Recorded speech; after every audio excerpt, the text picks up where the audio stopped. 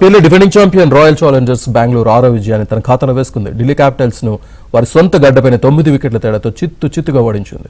ఢిల్లీకి ఇది వరుసగా 3వ ఓటమి. తొలుత బ్యాటింగ్ చేస్తున్న డీసీ 16.3 ఓవర్లలో 75 పరుగులకే కుప్పకూలింది. ఆర్సీబీ బౌలర్లు భువనేశ్వర్ కుమార్ 3, జోష్ హేజల్వుడ్ 4 వికెట్లతో సంచలన బౌలింగ్ చేసి ప్రత్యర్థి జట్టు బ్యాటర్లను హడలెత్తించారు. రసిక్ సలాందార్, సుయాజ్ శర్మ, కృణాల్ పాండ్యా తల వికెట్ తీసుకున్నారు. 76 పరుగుల స్వల్ప లక్ష్యాన్ని బెంగళూరు 6.3 ఓవర్లోనే ఒకే వికెట్ కోల్పోయి అలవోకగా ఛేదించింది. దేవదత్ పడిక్కల్ 34 పరుగులు మెరుపులు మెరిపించాడు. విరాట్ కోహ్లీ 23, జాకబ్ బెథెల్ 20 పరుగులతో పర్వాలేదనిపించారు. ఢిల్లీ బౌలర్లో కైల్ జెమిసన్ ఒక్కడే వికెట్ తీసుకున్నాడు. మిగతా బౌలర్లు ప్రభావం చూపలేకపోయారు.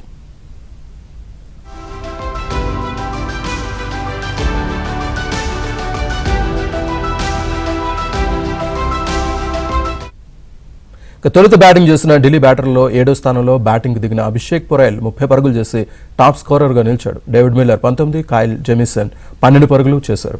భువనేశ్వర్, హేజల్వుడ్ విజృంభించడంతో ఒక దశలో ఢిల్లీ 8 పరుగులకి 6 వికెట్లు కోల్పోయింది.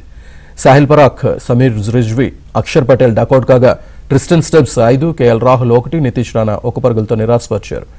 6 ఓవర్లు ముగిసేసరికి ఢిల్లీ స్కోర్లో 6 వికెట్లు కోల్పోయి 13 పరుగులుగా ఉంది. ఐపీఎల్ చరిత్రలో పవర్ ప్లేలో ఇదే అత్యల్ప స్కోర్. ఢిల్లీ బ్యాటర్స్ పెవిలియన్కు క్యూ కట్టిన తీరును చూస్తే ఐపీఎల్లో అత్యల్ప స్కోర్ చేసిన జట్టుగా చెత్త రికార్డును మూటగట్టుకుంటుందా అనే అనుమానం కలిగింది.